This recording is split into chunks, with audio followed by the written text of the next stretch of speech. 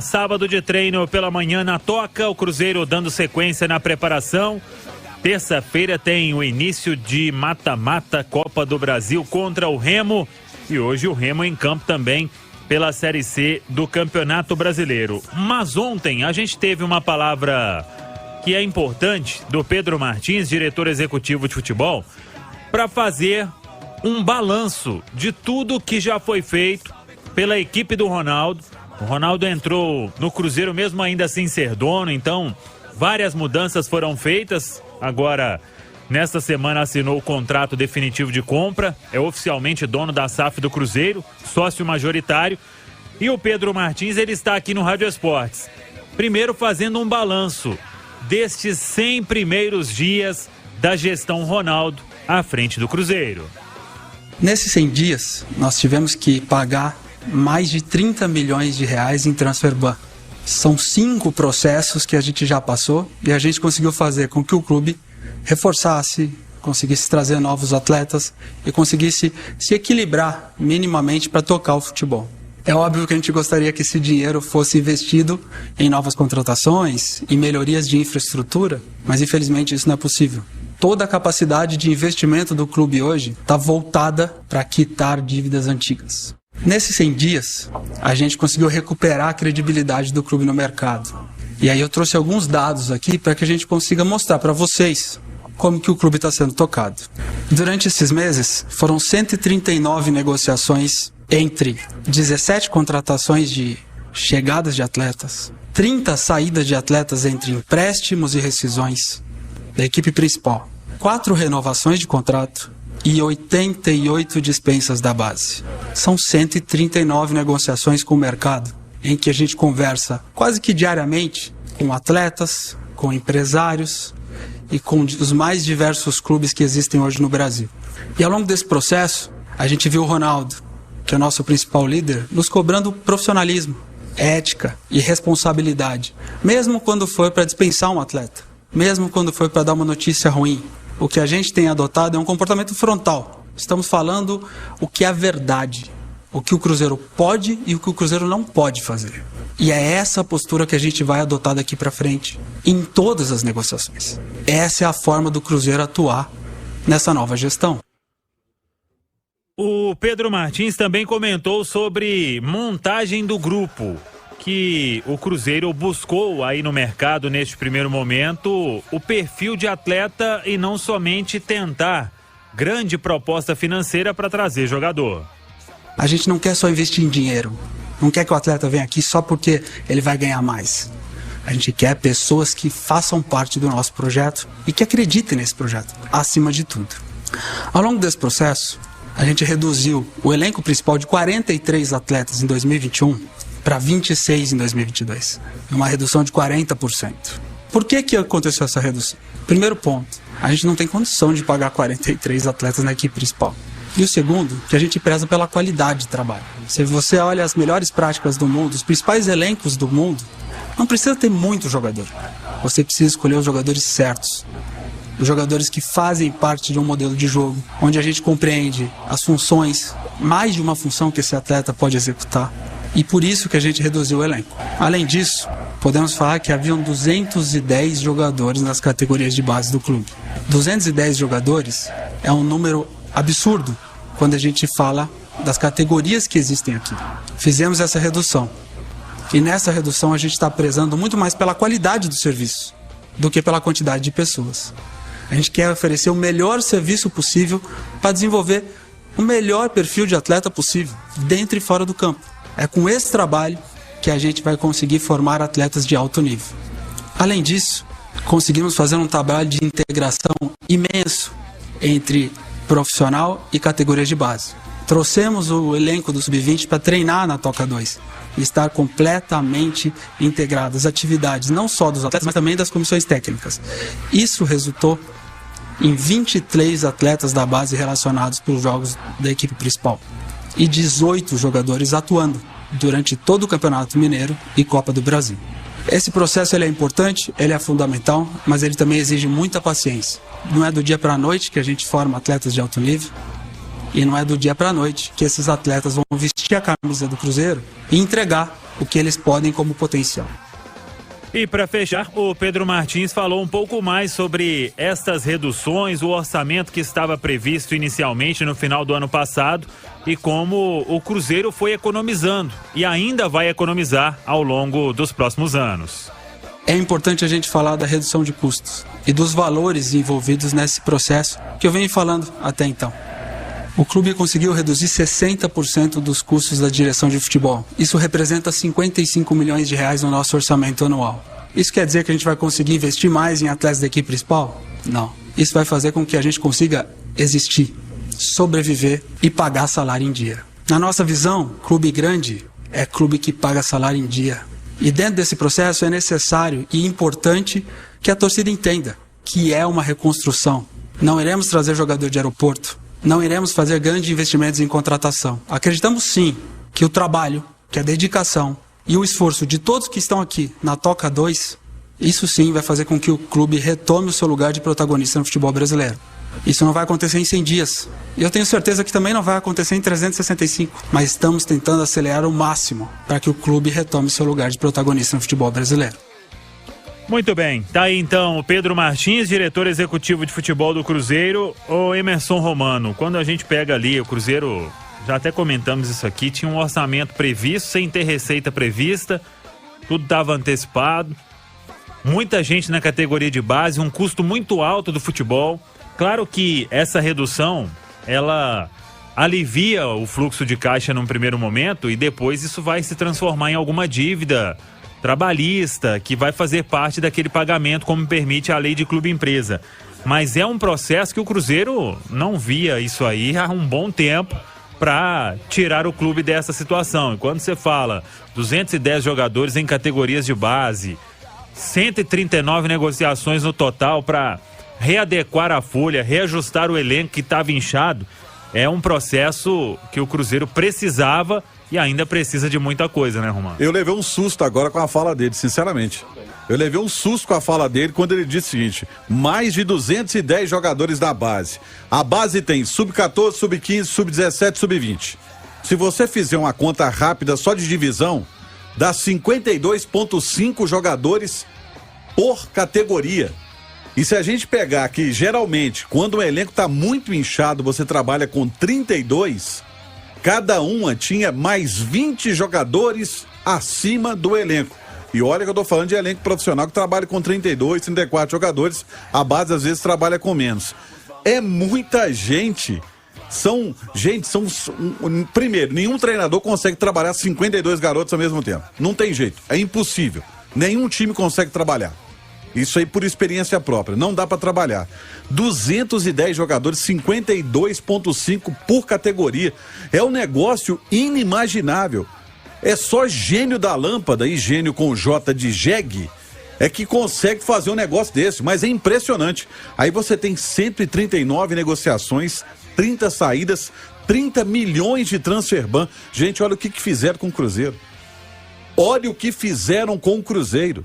Romano, faltou responsabilidade, né? Pelo amor de Deus. Total. Né? Não é. Faltou acho que, tanta coisa. Né? Mas aqui, a gente pode linkar as duas falas que a gente teve, a do Rafael Menin com agora a do Pedro do Cruzeiro, e o Rafael usou o termo criatividade. Haja criatividade. Muito. Pra você ter tanta gente na categoria de base. E é interessante, né? Porque hoje a Igreja Católica hoje comemora o sábado de Aleluia, né? E quer dizer, e a gente tá tendo uma espécie assim, nesse início de rádio esportes, né, o Romano, de a percepção de novos tempos no futebol mineiro, com a fala do Rafael em relação ao Atlético, de tudo que foi colocado e dessa criatividade que era usada na gestão do clube, e do diretor do Cruzeiro, dando também, assim como o Rafael fez, agora o Pedro também, dando esperança ao torcedor de que novos tempos podem vir através de uma gestão responsável e feita por gente que entende do assunto. E olha que são diferentes, né? Já é SAF e o outro são empresários que assumiram o comando do clube. Mas a gente é acostumada com gestão. Mas todos com o mesmo pensamento. Com o mesmo pensamento de quê? De gestão. E são estratégias diferentes de buscar esse objetivo, mas de toda forma, tá? Isso que acontecia no Cruzeiro, aí a gente pode dizer, e eu falei antes lá, os 4 R's entraram no Atlético em 2020 e salvaram o clube, que vivia uma situação pior que a do Cruzeiro, né? E cada vez mais a gente tem a certeza de que o único caminho do Cruzeiro era a SAF. De que o único caminho do Cruzeiro era entrar essa turma do Ronaldo e profissionalizar o clube, tá? E fechar a torneira. Porque é isso que eles estão fazendo. Sim. Não faz sentido nenhum esse tanto de gente na base, esse tanto de negociação da base. E aí eu repito, haja criatividade nessa mão. Exatamente. Isso gerou um custo nos últimos anos bem alto. Então, o Cruzeiro agora trabalhando em todas essas frentes para primeiro arrumar a casa e depois pensar. Claro que no meio disso se faz um time, briga pelo acesso e é importante, claro, todo mundo sabe, o Cruzeiro retornar para a elite do futebol brasileiro. A bola rolou ontem na sequência da segunda rodada da Série B. Na Arena do Grêmio, a Chapecoense venceu o Grêmio por 1-0. Gol de Matheus Bianchi aos 29 minutos do segundo tempo. Nos aflitos em Recife, o Bahia derrotou o Náutico 1-0. O gol da vitória foi marcado por Douglas Borel aos 12 minutos do primeiro tempo. Hoje, 5 jogos fecham a segunda rodada. Em andamento em Ponta Grossa, Operário e Ponte Preta. Emerson Romano, e esse jogo? 2-0 pro Operário, pro Fantasma, fez o primeiro com o Bernardo Contra, jogador da Ponte Preta, e o Thales, no segundo tempo, marcou o segundo gol. A Ponte Preta que tá pressionando, tá tentando chegar ao gol de empate, mas o Operário, que empatou na estreia contra o Tombense, jogando em Muriaé, vai vencendo, fazendo aí o dever de casa em cima da Ponte Preta, que é comandada pelo mineiro Hélio dos Anjos. E aliás, Milton, tem um jogo importantíssimo já acontecendo nesse momento na Copa da Inglaterra, Liverpool contra o Manchester City, e o Liverpool vai vencendo pelo placar de 3-1 com 2 gols do Sadio Mané. Muito bem, às 4 da tarde em Itu, Ituano e CSA. 4h30 em São Luís, Sampaio Correia e Tombense. 6h30 em Campinas, Guarani e Sport. E às 7 horas em Maceió, CRB e Vasco. 12h41, Itatiaia com Rádio Esportes. É isso. Opa, chegou aqui. Vamos com o segundo tempo do Cruzeiro. De volta, Samuel Venâncio. O treinamento já finalizado agora pela manhã. Foi a antepenúltima atividade, a penúltima em BH, porque amanhã tem o último treino, os jogadores serão liberados, vão para casa e à noite o Cruzeiro segue para Belém, fecha a preparação na segunda-feira em Belém, no Pará, para o jogo contra o Remo. Hoje pela manhã, João Paulo treinando mais uma vez normalmente, tá liberado o João, não sei se volta para ser titular já diante do Remo. Já Zé Ivaldo também treinando normalmente, os outros jogadores ainda dependendo de regularização. Vamos ver o que fará o técnico Paulo Pessolano. O Edu é baixa, tanto que o Rodolfo será o entrevistado do dia. Rodolfo deve ser o substituto do Edu. Tendo o Rodolfo, o Emerson Romano, não precisa do Pessolano testar o Vagninho ali centralizado. Ele até fez isso algumas vezes, testando possibilidades, porque certo, não tinha, não deu muito, até fez um gol de centroavante contra a equipe do Pouso Alegre, mas não é a dele, né? O Vagninho, que até entrou bem contra o Brusque, deu assistência pro gol do Edu, deve ficar mesmo no Rodolfo recebendo essa oportunidade, e quem sabe para acabar com um jejum aí de um bom tempo sem marcar gol, Rodolfo. E um detalhe interessante, é um atacante que cai pelos lados, e aí, por exemplo, o Vagninho, se jogar, pode ser ter esse espaço quando o Rodolfo puxa a marcação. Agora, você falou sobre o João Paulo, se não sabe se ele joga, se eu sou o Pesolano, escalo ele. Porque o Cruzeiro sentiu muita falta de um meia contra o Bahia, e esse cara que pode, inclusive, jogar um pouco mais próximo do Rodolfo para fazer tabelas e triangulações, que pode ser muito bom para o time do Cruzeiro. Eu colocaria os dois. Agora, volto a afirmar aqui o que eu disse ontem. Torcedor do Cruzeiro, não espere do Rodolfo o Edu. São características completamente diferentes. Não queira espelhar no Rodolfo o Edu. O Edu é o famoso fazedor de gols. O Rodolfo faz gols, mas é um cara mais técnico, um cara que cai mais pros lados, um cara que trabalha mais a bola. Pois é, ô Alexandre Simões, essa questão do João Paulo, como ele voltou a treinar ontem, sexta, sábado, domingo e segunda, 4 dias, não ficou um longo tempo parado. E tem uma coisa que pode acelerar essa volta do João, além da carência que o Romano disse, é que o Canezinho segue fora e também o Neto Moura não pode jogar a Copa do Brasil. Ele atuou pelo Mirassol, então ele vai ter o William Oliveira, se quiser repetir o Mitkov por ali, tem o Pedro Castro, para não jogar com, vamos dizer, 3 volantes como ele jogou contra a equipe do Brusque, talvez o João Paulo tenha essa volta aí acelerada um pouco mais para esse jogo contra o Remo. Exato, o Samuel. Eu concordo com você, o Vagninho, né, foi talvez o cara mais lúcido que o Cruzeiro teve no ataque, naquele difícil jogo contra o Brusque no Mineirão. Concordo também com o Romano, o Rodolfo é totalmente diferente do Edu, é um cara que prepara mais e acredito que inclusive, tá, se o Cruzeiro tiver o João Paulo, o Rodolfo talvez se encaixe melhor para jogar com ele, é um cara que abre muito espaço. Rodolfo é um centroavante que me lembra muito, não lembro se vocês viram jogar, o Milton com certeza viu, lembra muito o Hamilton, fez história no América. O Hamilton. Sim. Que ano? O Hamilton chegou ao Cruzeiro em 86 e foi campeão mineiro no América em 93, no Cruzeiro em 87 93 e 90. não era nascido. Ah, então tá bom. Tá bom. Mas o Romano viu, aquilo, né? O Hamilton não era aquele goleador, mas era o cara que sabia abrir espaço, que sabia trabalhar com ponta de lança, ajudou muito o Careca no início do surgimento dele no Cruzeiro e fez um trabalho muito importante no América com Euler, com o Flávio Lopes. Então, o Rodolfo é esse cara. Não adianta imaginar que ele vai ser o Edu, aquele cara que finaliza muito, bate tudo pro gol, mas por outro lado, com um cara como o João Paulo, o Rodolfo pode até aparecer mais nesse time do Cruzeiro. E um baita de um cara, o Hamilton. Sim, sem dúvida. Morador do bairro Santa Amélia. Eu acho que o Rodolfo vai poder...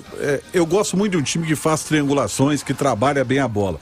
E o Rodolfo tem essa inteligência para fazer isso, tendo um meia como o João Paulo e até mesmo, de repente, um extremo. Você já imaginou? E aí esse menino trabalha bem a bola? Se você tiver Daniel, o Rodolfo e o João Paulo. Pode sair coisa boa por ali, Samuel. Pois é, e na frente eu acho que o Paulo Pessolano vai quebrar a cabeça no bom sentido, porque no último jogo ele acabou dando chance pro Josefer entrando no decorrer da partida, começou com o Vitor Leque, o Rodolfo mais aberto, e agora ele tem mais opções, tem o próprio Daniel voltando, o Vagninho entrou bem, deu assistência pro gol do Edu, tem o Jajá que já pode estrear, vinha treinando normalmente no Atlético Paranaense. Mas você acha que começa com ele de cara? Com o Jajá? É. Acho pouco provável. Pois é. Chegando agora, eu acho que o Vagninho pode receber uma chance. O Vitor Leque sentiu muito também, saiu vaiado no Mineirão na terça-feira. Então até para preservar o garoto. Mas vamos ver. Aí é com o técnico Paulo Pessolano o que ele pode fazer. Como perdeu o Vitor Roque, vai ter que achar uma outra solução. Mas pelas palavras dele na entrevista coletiva, ele falou, ó, são jogadores que eu acompanhei. Claro que quando os nomes foram colocados na mesa, do Zé Ivaldo, do Jajá, você faz uma análise com o departamento de mercado, estuda um pouco mais as características daquele jogador que está vindo. E o Pessolano fez isso, com o Jajá, com o Zé Ivaldo, com todos esses que o Cruzeiro buscou, encontrou algumas opções no mercado, opções aí que estavam sem custos, que é importante a gente dizer isso. E ele falou que, estando regularizados, todo mundo, tirando o Luvanor e o Rafael Silva, que estavam aí com um tempo maior sem atuar, os outros já em condição de jogo.